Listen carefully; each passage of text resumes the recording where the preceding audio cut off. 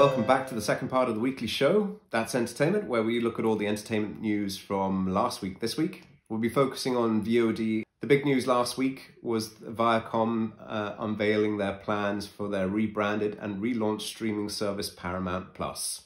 Seems like everything has a plus on the end of it these days when it comes to VOD. Their target is to reach somewhere between 65 and 75 million subscribers globally by 2024. And these will include subscribers to their AVOD platform Pluto as well. Paramount Plus will feature a catalogue of more than 30,000 TV shows, 2,500 movies, and 1,000 live sporting events, plus around-the-clock news coverage. The service will debut in the US, Latin America, and Canada on March 4th, and in the Nordics by March 25th, and in Australia later this year.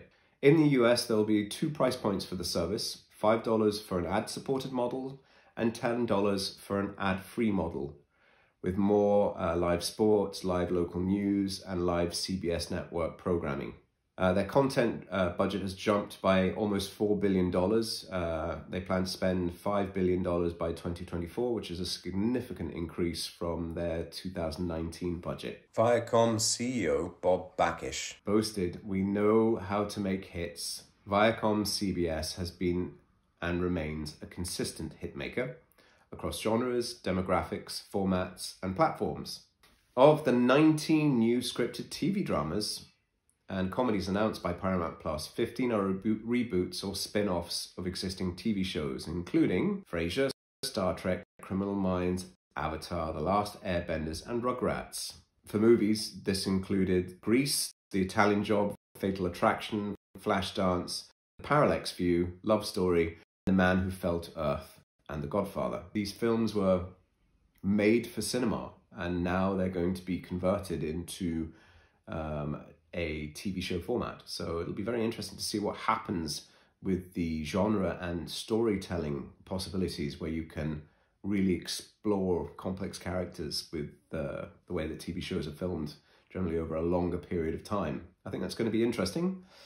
I just really hope they do a great job. And the rebooting and refranchising continues. 2 of the 4 new films to be produced by Paramount for the platform this year are also based on existing franchises. These are Paranormal Activity and Pet Sematary. In other VOD news, for years Disney has been keeping 80% of the revenue from older shows that it distributes to streaming platforms. It does so by classifying revenue as home video. Under a formula dating back from the introduction of the VCR device, Disney subtracts an 80% royalty to its in-house distributor to cover the cost of distribution. Douglas Johnson, managing partner of Johnson & Johnson LLP, was recently quoted as saying, "They don't have any costs. This is a windfall to the studio with no justification. Home video is not the same as streaming, and they're not even close. It's one hit of the button. It digitizes the content, and then you're done." There are a variety of different fees for services right the way across the industry that are from the more analog past that will be probably very heavily scrutinized because they're just there, you know, as an extra step or an additional revenue source. Last year, I think we had the shutting down of the DCP fees for digitized cinema.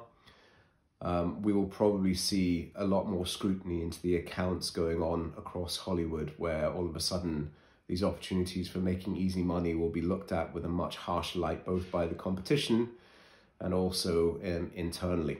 In other news, the importance of local language content to streamers was made blatantly apparent again this week. Netflix announced it will spend $500 million on content from Korea this year, a territory that is approaching 4 million subscribers.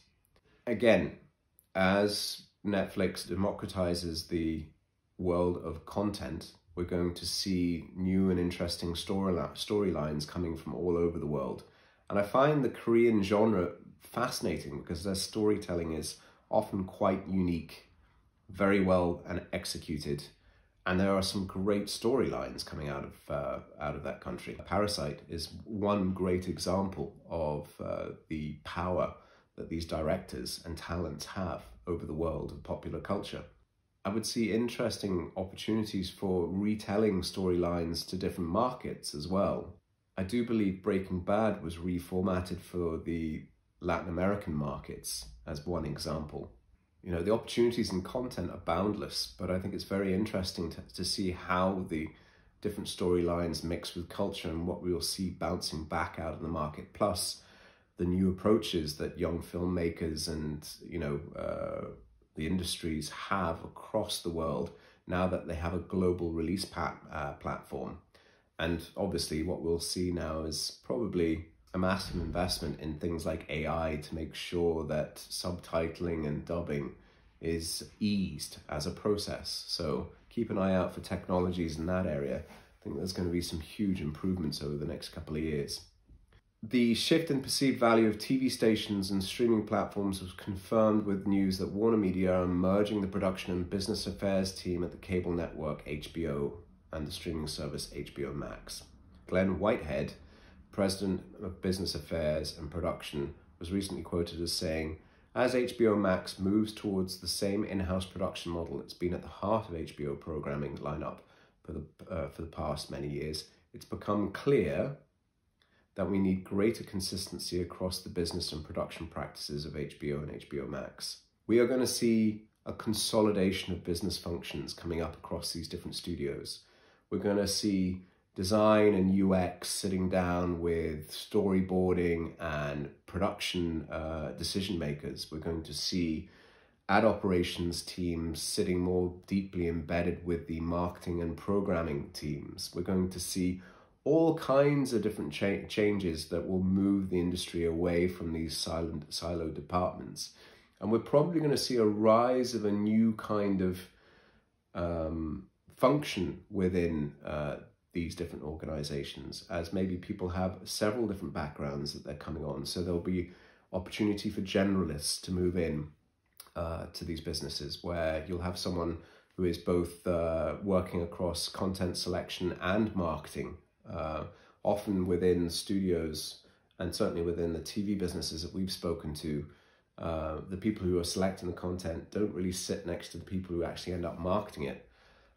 In the studios that we were talking to prior to the COVID meltdown, home entertainment was very often sitting in a separate department or separate part of the building. I think that's a wall that's going to come down very quickly over the next few months if it's not already torn down. AVOD is being discussed again. Obviously, I think this is one of the financial models that will be creeping its way back into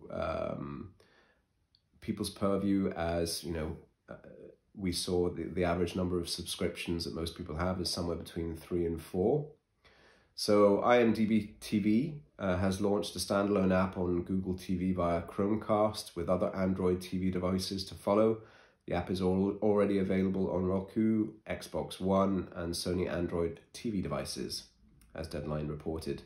These platforms generally carry about half the advertising load of linear networks and promise advertisers superior targeting, given that they are delivering their program via the internet.